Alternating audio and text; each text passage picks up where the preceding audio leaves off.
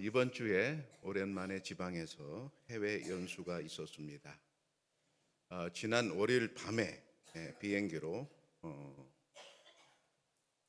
날아가서 베트남 다낭에 새벽에 도착을 했습니다. 도착해서 공항 밖으로 나가는 순간 마치 사우나탕에 들어온 느낌이었습니다. 온도 35도, 습하고 더운 공기가 훅 들어왔습니다. 더운 걸 참지 못하는 저는 시작부터가 걱정이었습니다. 다음날 아침 숙소의 창문을 열었다가 얼른 닫고 말았습니다. 어제 저녁 공기가 그대로였습니다. 온도 31도. 아침이라서 선선한 바람을 기대했는데 아직도 후텁지근한 날씨는 하루 종일 계속되었습니다.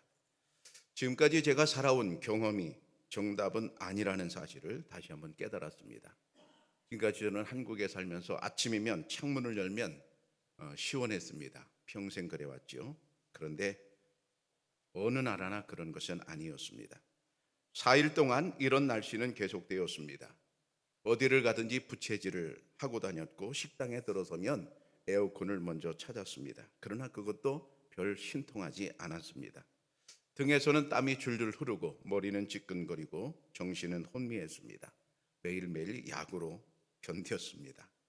음식을 먹는데 코로 들어가는지 입으로 들어가는지 모를 정도였습니다. 얼른 일정 끝내고 숙소로 들어가서 쉬는 게 가장 큰 소망이었습니다. 그런데 일정 중에 가장 힘든 일이 따로 있었습니다. 바로 공항에 도착해서 오는 길이었습니다. 이제 한국으로 돌아가면 여기보다는 시원하겠지. 물론 여기도 덥지만 소망이 보였습니다. 공항에 도착해서 짐을 붙이려고 길게 줄을 서고 있는데 갑자기 비보가 들려왔습니다.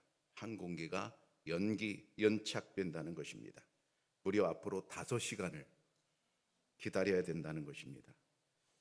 항공기가 지연되는 사고가 발생했습니다. 무슨 일이 벌어졌을까? 항공기가 고장이 났을까? 무슨 일이 벌어졌을까? 별 상상을 다 하면서 기다렸습니다. 이제는 공항 밖으로 나갈 수도 없었습니다. 꼼짝없이 공항 안에 갇히게 되었습니다. 거기서 우리가 할 수 있는 일은 아무것도 없었습니다. 우리가 할 일이 한정되고 말았습니다. 시간을 때우는 것밖에는 할 일이 없었습니다. 본문의 사건의 주인공도 이제 그런 비슷한 사정이었는데 이 남자는 매일같이 성전 미문에 앉아서 구걸하던 사람이었습니다. 자신이 할 수 있는 일은 오직 사람들에게 구걸하는 일로 한정되어 있었습니다. 자신이 걸어서 마음대로 이곳저곳을 움직일 수 없었습니다. 그저 남들이 옮겨 놓으면 그 자리에서 손을 벌려 사람들에게 구걸하는 일이 전부였습니다. 그에게는 손도 있었습니다. 다리도 있었습니다. 그러나 죽은 자와 같이 그 손과 다리는 아무런 쓸모가 없었습니다. 우리들은 공항 안에서 기다린 것 외에는 아무것도 할 수 없었습니다. 밖으로 나갈 수 없었을 뿐만 아니라 우리에게는 손도 있고 다리도 있었습니다. 그런데 우리의 손도 우리의 다리도 아무런 쓸모가 없었습니다. 왜 그렇습니까? 공항 안에 갇혀버리고 말았기 때문입니다. 어떤 사람은 질병에 갇혀 살고 있습니다. 가벼운 질병은 짊어지고 다니면 되지만 무거운 질병, 중한 질병은 우리를 꼼짝 못하게 만듭니다. 손도 다리도 있습니다. 그러나 별로 쓸모가 없습니다. 질병에 갇혀 사는 것입니다. 어떤 사람은 돈에 갇혀 살고 있습니다. 돈에 대한 욕심이 없는 사람은 세상에 없겠지만 그러나 그 욕심이 너무 많으면 갇혀 살게 됩니다. 돈 환자라고 해야 됩니까? 아니면 돈의 노예라고 해야 됩니까? 모든 것을 그 사람들은 돈을 중심으로 계산을 합니다. 친구도 돈이 먼저입니다.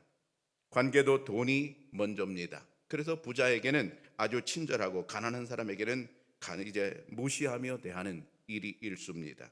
그 사람은 자유롭지 못한 것입니다. 돈에 갇혀 사는 것입니다. 어떤 사람은 마약에 갇혀 삽니다. 한번 마약에 손을 대면 그 유혹을 이기기 어렵습니다. 자꾸만 마약에 손이 갑니다. 그러면 안 되는 줄 알면서도 자꾸만 마약을 합니다. 마약에 갇혀 사는 사람이죠. 어떤 사람은 성욕에 갇혀 삽니다. 모든 것이 그 관점으로만 보입니다. 사람을 볼 때 그거로만 판단하는 버릇이 있습니다. 그것은 갇혀 사는 모습이지요. 엊그제 우리들은 공항에 갇혀 있으면서 사람들마다 여러 가지 생각했겠지만 저는 5시간 동안 그런 생각을 했습니다. 이게 인생인가 하는 것이었습니다. 우리가 인생을 살면서 무엇인가 갇혀 살고 있지 않습니까? 이런 사람은 이렇게 저런 사람은 저렇게 뭔가 끌려가면서 뭔가 갇혀 있으면서 그렇게 살고 있지 않습니까? 근데 문득 내 손에 핸드폰이 있는 것이 보였습니다. 한국에 있을 때는 핸드폰으로 모든 것을 해결하며 살아왔습니다. 핸드폰을 조금만 움직이면 짜장면이 배달됩니다. 몇 글자만 치면 송금이 됩니다. 몇 글자만 치면 이런저런 문제들을 해결해 줍니다. 그런데 공항에 갇혀서 그 시간 그 핸드폰은 아무것도 해주지를 못했습니다.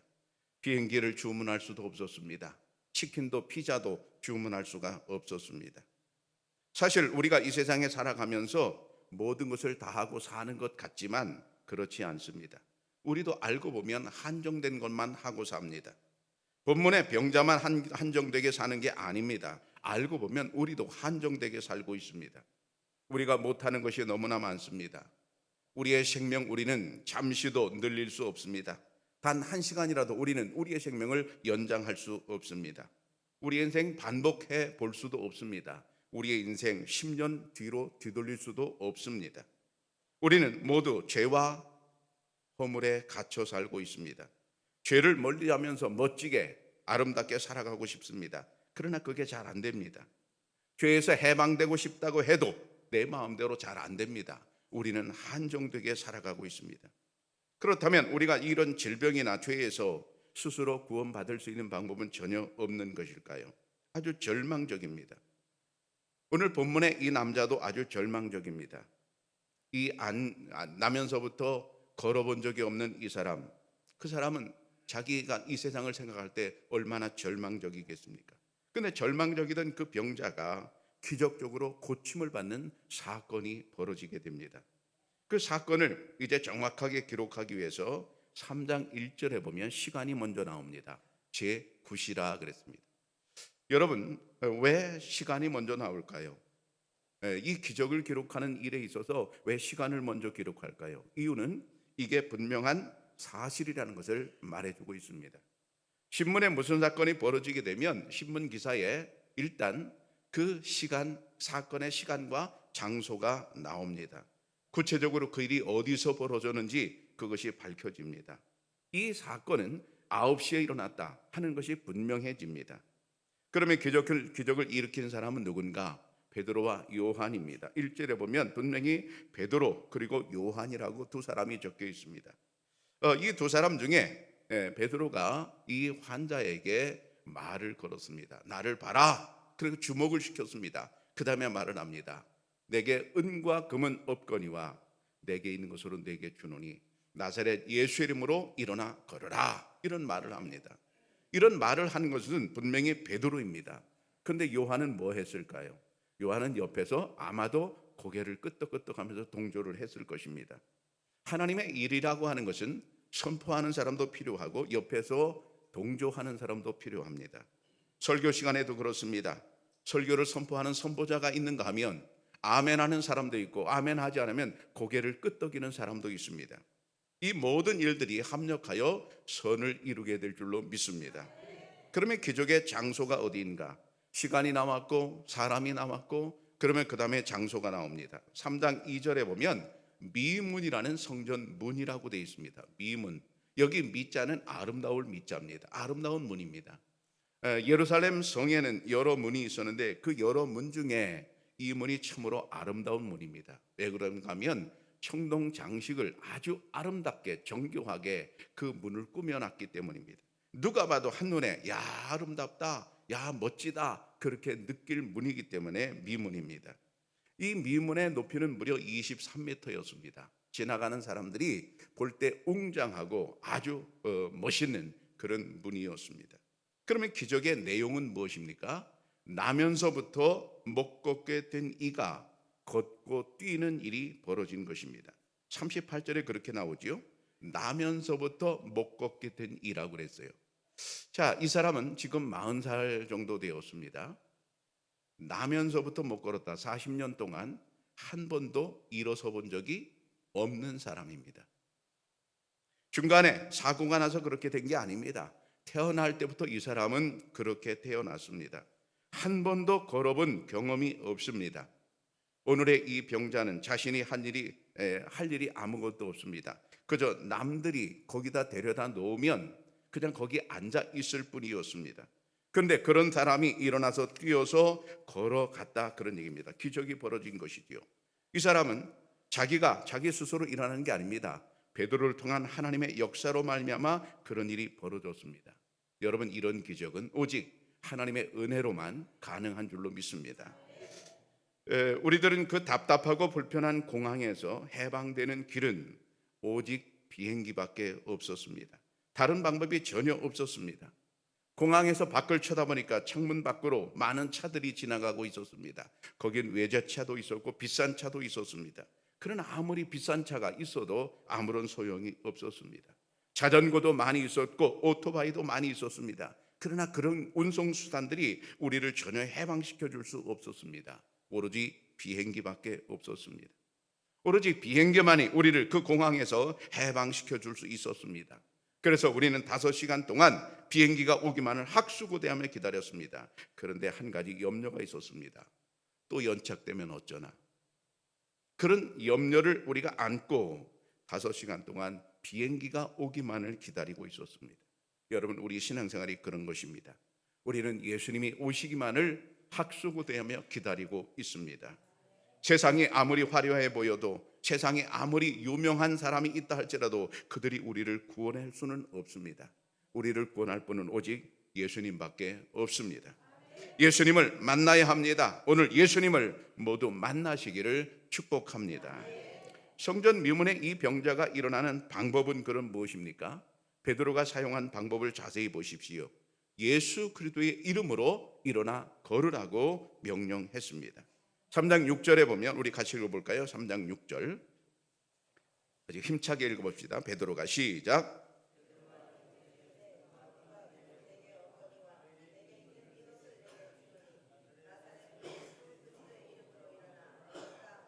베드로가 말하는데 은과 금은 내게 없거니와 내게 있는 것으로 내게 주느니 나사렛 예수 그리스도의 이름으로 일어나 걸으라 그랬습니다.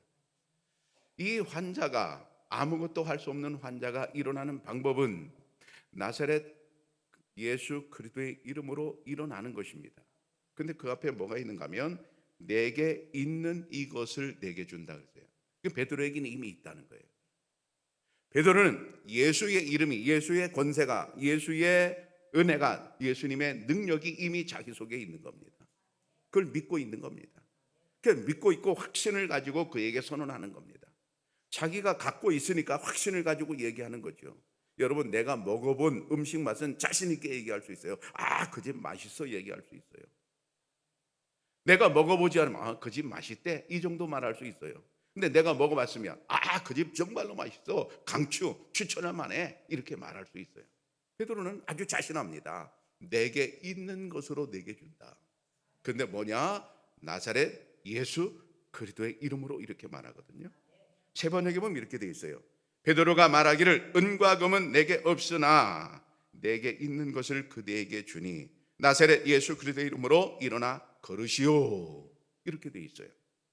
여러분, 나사렛 예수 그리스도의 이름, 왜 이름이 여기서 거론될까요? 왜 이름이라는 말이 거론될까요?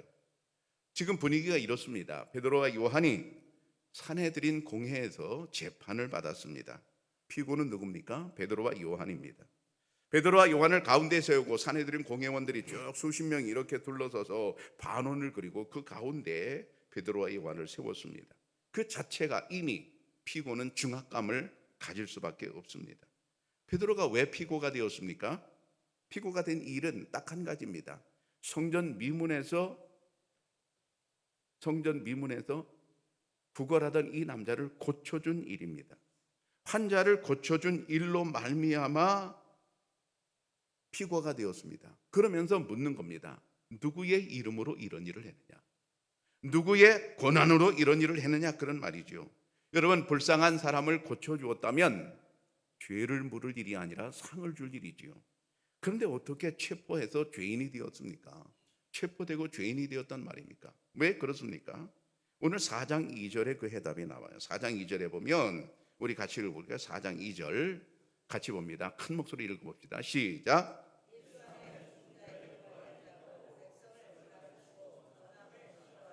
아멘. 예수 안에 죽은 자의 부활이 있다고 백성을 가르치고 전함을 싫어하여. 뭔가 싫어한다 그런 얘기. 이 사람들이, 종교 지도자들이 뭐를 싫어하는가 하면 예수님이 부활했다고 설교하는 걸 싫어한다 그런 얘기. 얼마 전에 예수님 부활하셨잖아요. 그 사실을 이제 베드로와 요한이 믿게 되었잖아요. 그리고 사람들에게 설교했잖아요. 예수님 부활하셨다, 그렇게 우리도 부활할 거다 설교하고 다니잖아요. 이걸 싫어했단 말입니다. 예수님의 부활을 싫어하는 그 사람들이 지금 이 사건도 싫어하는 겁니다. 예수님의 부활처럼 그렇게 부활한 건 아니지만 나면서부터 40년 동안 걸어본 적이 전혀 없는 이 사람을 일으키는 기적이 부활과 연결되기 때문입니다. 싫은 겁니다. 예수의 이름으로 뭔가를 하는 게 싫은 겁니다. 이 사람들은 예수 자만 들어도 그냥 싫은 겁니다. 그런데 그런 일이 벌어지니까 이 종교자들은, 지도자들은 너무 불안했어요. 여러분, 그러면 여기서 우리가 냉정하게 한번 보십시다. 누구의 이름으로 이런 일이 벌어질 수 있습니까? 대장들이 예수 그리스도의 이름으로 이런 일을 했으니까 예수 그리스도의 이름 우리는 싫다, 그러면 자기들의 이름으로 이런 일을 할 수 있습니까? 대제사장의 이름으로 이 병자를 고쳐줄 수 있습니까? 전혀 없습니다. 그럼 로마 황제 이름으로 고쳐줄 수 있습니까? 그럴 수도 없습니다. 유명한 의사의 이름으로 됩니까? 안 됩니다. 어느 누구의 이름으로도 이 사람을 고칠 방법은 없습니다. 오직 예수 이름으로만 구원받게 되는 줄로 믿습니다. 바로 그런 사실을 이제 인정하지 못하는 거죠. 이 대제사장들을 인정하지 못하는 거죠. 그리고 그냥 싫어하기만 하는 겁니다. 다낭 공항에서 우리를 해방시켜 준 것은 오직 비행기밖에 없었습니다. 다른 방법은 없습니다. 맥스 루케이도 목사님이라는 분이 계신데요, 이분이 아주 유명한 말을 했습니다. 잘 들어보세요. 달까지 닿으려고 시도했으나 우리는 땅에서조차 벗어나지 못했다. 대서양을 헤엄쳐 건너보려고 했으나 연안조차 벗어나지 못했다. 구원이라고 하는 에베레스트 산을 정복하려 했으나 산등성을 오르고 있기는커녕 아직 베이스 캠프에서조차 떠나지 못하고 있다. 우리들에게 필요한 것은 더 많은 물자 보급, 우리에게 더 많은 근육이 필요하고 우리에게 더 좋은 기술이 필요한 것이 아니라 우리에게 정작 필요한 것은 우리를 태우고 우리를 옮겨갈 헬리콥터가 필요하다. 이 말은 죄에서 구원에 관한 말입니다. 인간들은 죄에서 구원받으려고 여러 가지 시도했다는 말입니다. 달에 닿으려고 시도했지만 땅에서조차 벗어나지 못했다. 은유법이죠. 그렇게 죄에서 벗어나려고 애를 써봤지만 아무도 성공하지 못했다는 거예요. 구원이라고 하는 에베레스트 산을 정복하려고 했지만 아직도 여전히 인간들은 베이스 캠프에 머물러 있다는 거예요. 어쩔 줄 모르고 이제 절절매고 있는 거죠. 구원은커녕 아무것도 할 수 없는 거죠. 그때 단 한 가지가 필요한 겁니다. 헬리콥터가 필요한 겁니다. 홍수가 나서 사람들이 건물 위에서 헬리콥터 오기만을 기다리는 장면을 여러분 생각해 보세요. 그 시간에는 어떤 것도 필요 없습니다. 헬리콥터만이 필요합니다. 인간 스스로 죄에서 해방되려고, 죄 문제를 해결하려고 애를 써봤지만 인간 스스로는 해결할 수 없습니다. 그래서 하나님께서는 독생자 예수 그리스도를 이 땅에 보내셨습니다. 바로 헬리콥터와 같은 그런 분인 것입니다. 그래서 오늘 4장 12절에 보면 같이 읽어볼까요? 4장 12절 시작. 다른 이로서는 구원을 받을 수 없나니 천하 사람 중에 구원을 받을 만한 다른 이름을 우리에게 주신 일이 없음이라 하였더라. 하나님께서 예수님을 이 땅에 보내시고 천하 사람 중에 구원을 받을 만한 다른 이름을 그 전에나 그 후에나 언제나 보낸 일이 없다는 것을 분명히 단언하고 있습니다.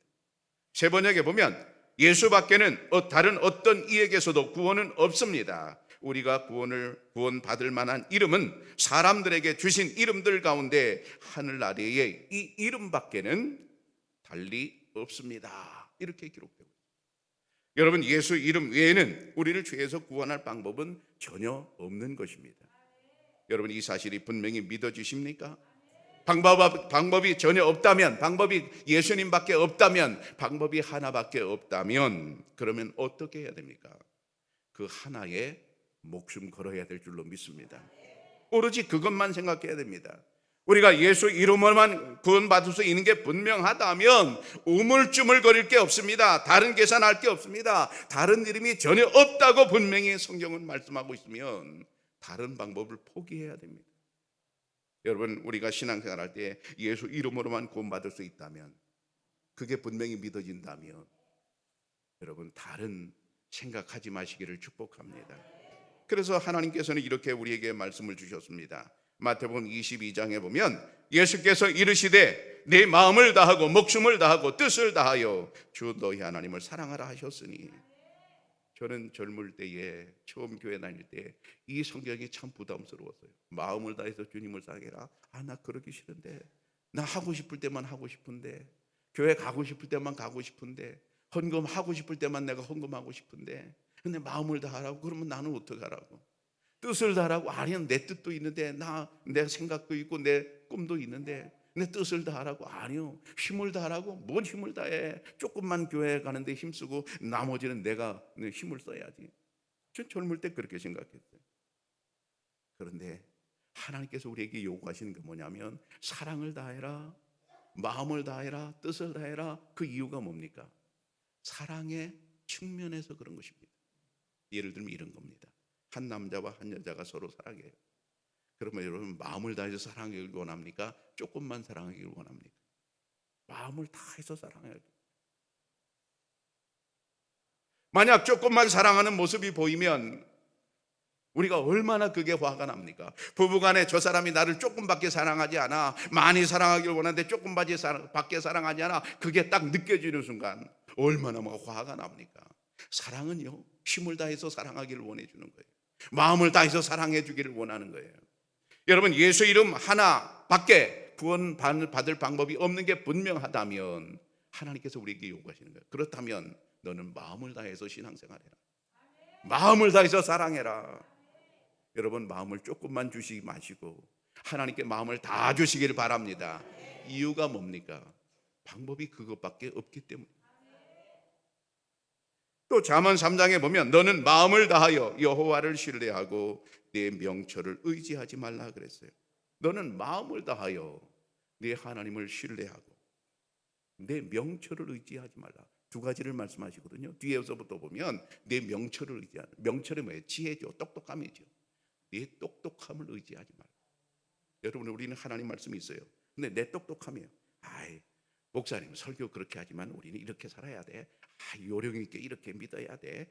이거 그게 아니야. 미련하게 그러지 말고 내 똑똑하게 이렇게 믿어야 돼. 자기 약은 꾀대로 믿어요. 이게 명철이에요. 내 명철을 의지하지 마라. 왜 그렇습니까? 예수 이름밖에는 구원받을 방법이 없습니다. 내가 똑똑함으로 내가 구원받을 수 있다면 그러면 내 명철을 의지해야죠. 내가 죽을 때 나를 구원할 수 있다면 내 명철을 의지해도 괜찮겠지요. 그런데 내가 죽을 때 나를 의지할 게 뭐 있습니까? 하나도 없습니다. 그렇기 때문에 하나님께서는 어떻게 하라고요? 너는 마음을 다하여 여호와를 신뢰하라. 여러분을 믿지 말고 하나님을 믿으시기를 바랍니다. 왜 그렇습니까? 방법이 하나밖에 없기 때문에 그렇습니다. 두 번째로, 방법이 하나밖에 없는 게 분명하다면 우리가 두 번째 할 일이 있습니다. 다른 것은 버려야 합니다. 양다리를 걸칠 이유가 없습니다. 예전에 믿었던 것, 예전에 생각했던 것, 예전에 우리가 의지하던 것, 여러분, 양다리를 걸치고 있으면 안 됩니다. 오로지 하나님 한 분만 섬겨야 할 줄로 믿습니다. 고민할 이유가 없습니다. 과감하게 버려야 됩니다. 여러분, 사랑에서 가장 싫은 게 뭡니까? 양다리. 한 남자와 한 여자가 서로 사랑했어요. 결혼까지 서로 약속을 했어요. 결혼하기로 날짜를 잡았어요. 근데 알고 보니까 이 남자가 양다리 걸치고 있네. 참을 수 있습니까?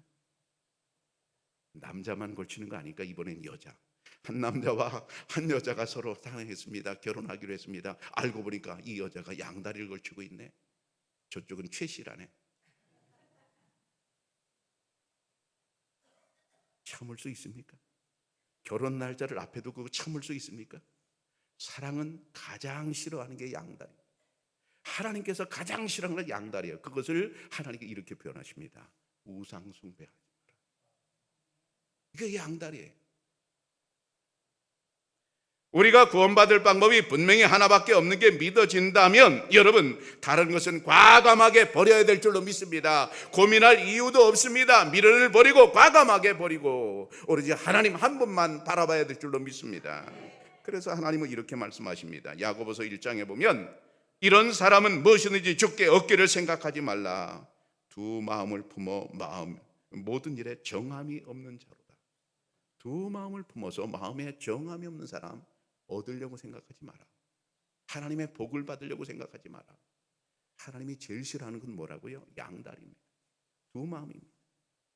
여러분, 오늘 두 마음을 다 합쳐서 한 마음으로 오로지 하나님만 바라보시기를 바랍니다. 또 시편 119편에 보면 내가 두 마음 품은 자들을 미워하고 주의 법을 사랑하나이다 그랬어요. 내가 두 마음 품는 자들을 싫어한다. 여러분, 사랑은 두 마음 품는 자를 좋아할 수가 없습니다. 싫어할 수밖에 없습니다. 그게 사랑입니다. 두 마음 품는 걸 싫어하는 게 사랑입니다. 그러면서 뒤에 뭐라고 그래요? 주의 법을 사랑합니다. 주님을 사랑합니다, 이런 뜻이에요. 여러분, 방법이 하나밖에 없다면 두 마음이 아니라 한 마음으로 오로지 주님만 바라보시기를 바랍니다. 마지막 세 번째로, 방법이 하나밖에 없다면 세 번째 우리가 할 일은 이제 믿고 기다리는 일인 것입니다. 갈라디아서 5장에 보면 우리가 성령으로 믿음을 따라 의의 소망을 기다리노니 그랬어요. 우리가 성령을 따라 믿음으로 하나님께서 우리에게 주신 소망으로 우리가 기다리는 것입니다. 저희들이 공항에서 5시간을 기다렸다고 말씀드렸어요. 이제 비행기가 오기만을 기다리는 것밖에는 방법이 없습니다. 그런데 어떻게 기다려야 돼요? 올 것으로 믿고 기다리는. 우리가 이 세상 살아가다 언젠가는 우리는 이 세상을 떠나갈 것입니다. 언젠가는 우리가 이 세상을 떠나가 주님의 나라에 갈 것입니다. 여러분, 그때까지 우리가 할 일이 무엇입니까? 하나님을 믿고 기다리는 일인 줄로 믿습니다. 사랑하는 청양교회 성도 여러분, 우리는 우리의 죄를 스스로 해결할 길이 없습니다. 그래서 예수님께서 오셔서 우리의 죄를 대신 지시고 해결해 주셨습니다. 죄 문제를 해결하지 못하고 살면 답답하지 않습니까? 시원할 수가 없습니다. 그런 불쌍한 우리들에게 예수님이 오셔서 길과 진리와 생명이 되어 주셨습니다. 다른 방법은 전혀 없습니다. 의심하거나 방황하지 말고 오직 믿음으로 승리하는 여러분들 되시기를 축복합니다. 기도하겠습니다.